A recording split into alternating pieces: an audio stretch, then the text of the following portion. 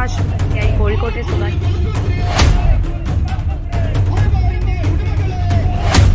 റിഫാർ അഹമ്മദ്. ഒരു ഓയിൽമെന്റ് വാങ്ങാൻ പൂർണ്ണതയിലും കവിഞ്ഞ ആരോഗ്യത്തിൽ പോയ റിഫയെ പണപ്പെരുപ്പത്തിന്റെ അങ്ങേ ചക്രവാളത്തിൽ നിന്നും ജീവന്റെ വിലയറിയാത്ത കണ്ണുപൊട്ടന്മാർ ജീവനുള്ള ശരീരത്തിൽ പച്ചയിൽ പരീക്ഷണം നടത്തി കൊലപ്പെടുത്തി.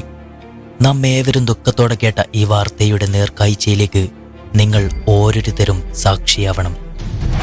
ഒരു ഹോസ്പിറ്റൽ എന്ന് പറഞ്ഞാൽ മനുഷ്യനെ ചികിത്സിച്ച് പണം ഉണ്ടാക്കുക എന്ന ലക്ഷ്യത്തോടെയാണ് പ്രവർത്തിക്കുന്നത്. അങ്ങനെ പ്രവർത്തിക്കുന്ന ഓരോ ഹോസ്പിറ്റലുകളിൽ നിന്നും വരുന്ന വാർത്തകളും അതിഭയാനകരമാണ്. കാരണം കാലത്തിന്റെ മാറ്റത്തിനനുസരിച്ച് പണത്തിനോടുള്ള ആർത്തി വർദ്ധിച്ചു വന്നു. മനുഷ്യനാണോ മൃഗമാണോ എന്ന ചിന്ത പോലുമില്ലാതെ പച്ചയിൽ മുറിച്ച് പണപ്പെട്ടിയിൽ മലർന്നു കിടക്കാൻ എന്തും ചെയ്യാൻ മടിക്കാത്തവർ. 2024 റമീസ എന്ന പൂർണ്ണ ആരോഗ്യവതിയായ കുഞ്ഞുമോളെ പച്ചയിൽ കശാപ്പ് ചെയ്തത് നാം കണ്ടു. ഇന്ന് 2025 നാം കേൾക്കുന്ന വാർത്ത വീണ്ടും ഇത് തന്നെ. വുമൻസ് കോളേജിൽ പഠിക്കുകയായിരുന്ന റിഫാർ അഹമ്മദ് ആ പൊന്നുമോള് ജീവിച്ചു കൊതി തീരും മുമ്പ് തന്നെ അറവുശാലയിലെ ഒരു പരീക്ഷണ വസ്തുവാക്കി മാറ്റി. ഉമ്മയെ വലിച്ചു കൊണ്ടുപോയ ആ പൊന്നുമോള് ഉമ്മാക്കു പോലും ഒരു പ്രയാസമേൽപ്പിക്കാതെ സ്വന്തമായി തന്നെ OP ടിക്കറ്റ് എടുത്തു. മഞ്ചേരിയിലെ മലബാർ ഹോസ്പിറ്റലിലേക്ക് പ്രവേശിക്കുമ്പോൾ അവൾ വിചാരിച്ചത് ഒരു ഓയിൽമെന്റ് ആണെങ്കിൽ അവളുടെ മാതാവിന് സമ്മാനിച്ചത് റിഫാർ അഹമ്മദിന്റെ ചേതനയേറ്റ ശരീരമായിരുന്നു. ദിനംപ്രതി നമ്മൾ കേട്ടുകൊണ്ടിരിക്കുന്ന ഇത്തരത്തിലുള്ള വാർത്തകൾ നമ്മുടെ തലച്ചോറിന് ഒരു സാധാരണ കാര്യമായി മനസ്സിലാക്കിയിട്ടുണ്ടെങ്കിലും ആ പൊന്നുമോളുടെ ജീവിതത്തിൽ അവൾ അനുഭവിച്ചിട്ടുള്ള യാതന നാം ഓരോരുത്തരും കേൾക്കേണ്ടത് തന്നെയാണ്.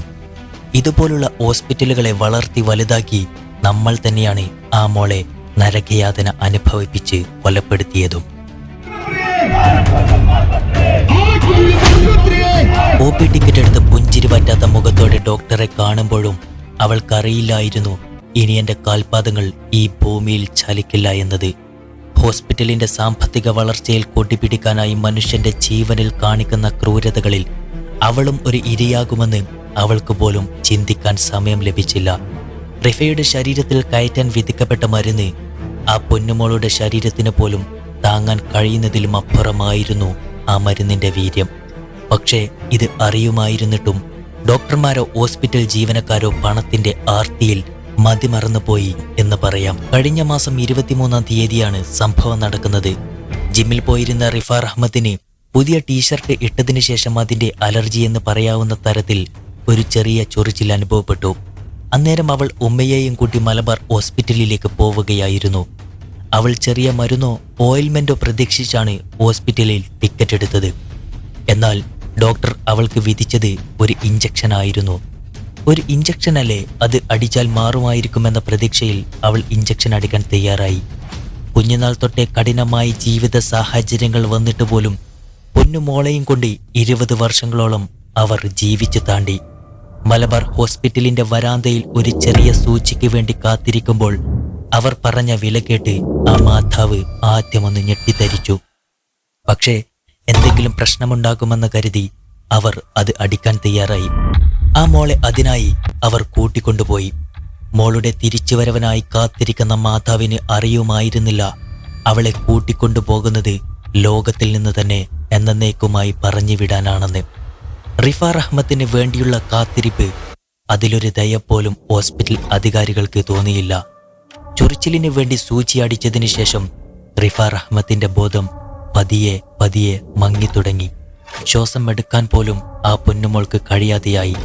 ശ്വാസതടസ്സം അനുഭവപ്പെട്ടപ്പോൾ അവർ ഒട്ടനവധി സൂചികൾ വീണ്ടും ആ മോളുടെ ശരീരത്തിലേക്ക് കുത്തിയിറക്കാൻ തുടങ്ങി. വേദനയുടെ കാഠിന്യത്തിൽ ആ പൊന്നുമോളുടെ മുഷ്ടി കട്ടിലിൽ അമർത്തി പിടിച്ചു ഞെരിച്ചു. പക്ഷേ മനുഷ്യവിലയറിയാത്ത കണ്ണുപൊട്ടന്മാർക്ക് അതെല്ലാം ഒരു സാധാരണ കാര്യമായിരുന്നു. തന്നെ കൊലപ്പെടുത്തുന്ന ഡോക്ടർമാരോട് പ്രതികരിക്കാൻ കൂടെ കഴിയാതെ റിഫാർ അഹമ്മദ് മരണത്തിലേക്ക് കീഴടങ്ങുകയാണെന്ന് മനസ്സിലാക്കി. തൻ്റെ ഉമ്മയുടെ മുഖത്തിനായി അവളുടെ കണ്ണുകൾ അവിടെ എങ്ങും പരതി. പക്ഷേ ഒരു ചെറിയ സൂചി അടിച്ച് തൻ്റെ പൊന്നുമോൾ ഇപ്പോൾ തിരിച്ചു വരുമെന്ന പ്രതീക്ഷയിൽ ആ മാതാവ് വരാന്തയിൽ തന്നെ ഇരുത്തമുറപ്പിച്ചു. അവളുടെ വേദന മാതാവിനെ അറിയിക്കാൻ പോലും ആ ഡോക്ടർമാർ സമ്മതിച്ചില്ല. അവളെ നേരെ ICUവിലേക്ക് മാറ്റി.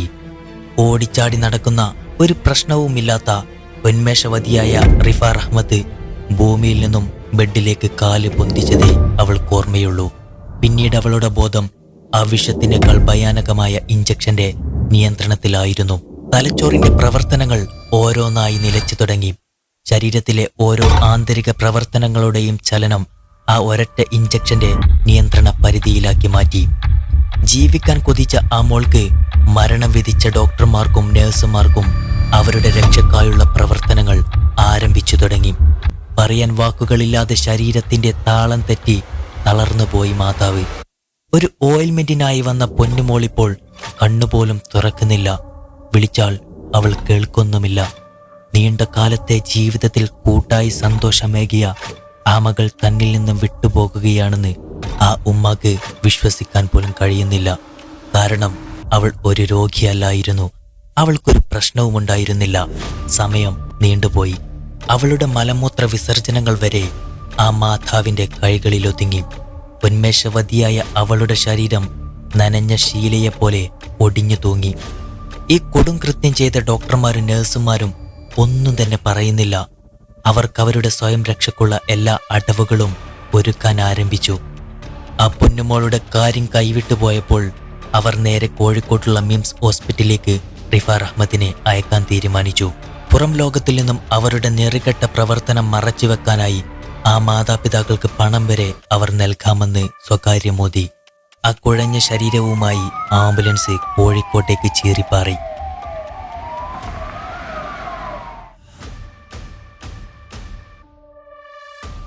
ഹോസ്പിറ്റലിന്റെ അത്യാഹിത വിഭാഗത്തിലെ സ്ട്രക്ചറിലേക്ക് കടത്തിയ ഡോക്ടർമാർ മാതാപിതാക്കളോട് ചോദിച്ച ചോദ്യം മഞ്ചേരിയിലെ മലബാർ ഹോസ്പിറ്റലിന്റെ തല കുനിപ്പിക്കുന്നതായിരുന്നു.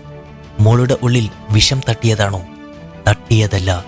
അതിരില്ലാത്ത പണത്തിനോടുള്ള ആർത്തി കാരണം ഉള്ളിലേക്ക് വിഷം കയറ്റിയതാണ് എന്ന് പറയാനുള്ള ഊർജം ആ മാതാവിന് അപ്പോൾ ഇല്ലായിരുന്നു. ഒരു സാധാരണക്കാരന്റെ കണക്കിൽ ഒതുങ്ങാത്ത വിലയിലുള്ള സാങ്കേതിക മിഷനറികളുടെ സഹായത്താൽ ആ പൊന്നുമോളുടെ ജീവൻ നിലനിർത്തിക്കൊണ്ടുപോയി. സമയം നീങ്ങുന്തോറും ഓരോ അവയവങ്ങളിലേക്കും ആ വിഷം ഇരച്ചു കയറാൻ ആരംഭിച്ചു. സിരകളിൽ ഒഴുകുന്ന ബ്ലഡിലൂടെ ആ വിഷം അവളുടെ ശരീരത്തിൽ എങ്ങും ഇരച്ചു കയറി. കാഴ്ച മങ്ങിയ ആ മോൾക്ക് കേൾവിയായിരുന്നു ഈ ലോകത്ത് അവൾക്ക് ജീവനുണ്ടെന്ന് മനസ്സിലാക്കി കൊടുത്തിരുന്നത്. പതിയെ ആ പൊന്നുമോളുടെ കേൾവിയും നഷ്ടപ്പെട്ടു തുടങ്ങി. അവളുടെ ശരീരത്തിലെ ഓരോ പ്രധാനപ്പെട്ട ആന്തരിക ഘടകങ്ങളും ഒന്നൊന്നായി നിലക്കാൻ ആരംഭിച്ചു. ദൈവത്തിന് മുന്നിൽ മുട്ടുകുത്തി അവളുടെ മാതാവ് അവൾക്കായി കരഞ്ഞു പ്രാർത്ഥിച്ചു. കൂടെ പഠിക്കുന്ന അനേകം കുരുന്നുകളുടെ കണ്ണീർ മഞ്ചേരിയുടെ ഹൃദയത്തിൽ വിള്ളലേൽപ്പിച്ചു. ഒടുവിൽ റിഫാർ അഹമ്മദ് എന്നേക്കുമായി ഈ ലോകത്തിൽ നിന്നും വിട പറഞ്ഞു. പൊട്ടിയ ഹൃദയത്തിന്റെ മുറിവ് മാറാതെ ആ മാതാപിതാക്കൾ ഇപ്പോഴും തെരുവിലാണ്. ആ പൊന്നുമോളെ മാതാപിതാക്കൾക്ക് കണ്ടു കൊതി തീരും മുമ്പേ അറുത്ത് മാറ്റിയില്ലേ നിങ്ങൾ? കഴിയാത്ത പ്രവൃത്തി പഠിക്കാനായി ഒരു പരീക്ഷണ വസ്തുവാക്കി മാറ്റിയ ഡോക്ടർമാർക്ക് അതൊരു സാധാരണ കാര്യമായിരിക്കാം. പക്ഷേ അവളുടെ വസ്ത്രത്തിൽ ചുംബിച്ച് അവൾക്കായി കാത്തിരിക്കുന്ന മാതാപിതാക്കൾക്കും കുടുംബത്തിനും മരണം വരെയുള്ള മായാത്ത മുറിവായി അവൾ എന്നേക്കുമായി അവശേഷിക്കപ്പെട്ടു. റിഫാർ അഹമ്മദിന് സംഭവിച്ചത് നമ്മുടെ ഓരോരുത്തരുടെയും വീട്ടിലും സംഭവിക്കാം. നീതി നടപ്പായില്ലെങ്കിൽ ശബ്ദമുയർത്തേണ്ടത് നമ്മളാണ്. നല്ല നാളേക്കായി ശബ്ദമുയർത്താം, ഒന്നിച്ച് പ്രവർത്തിക്കാം.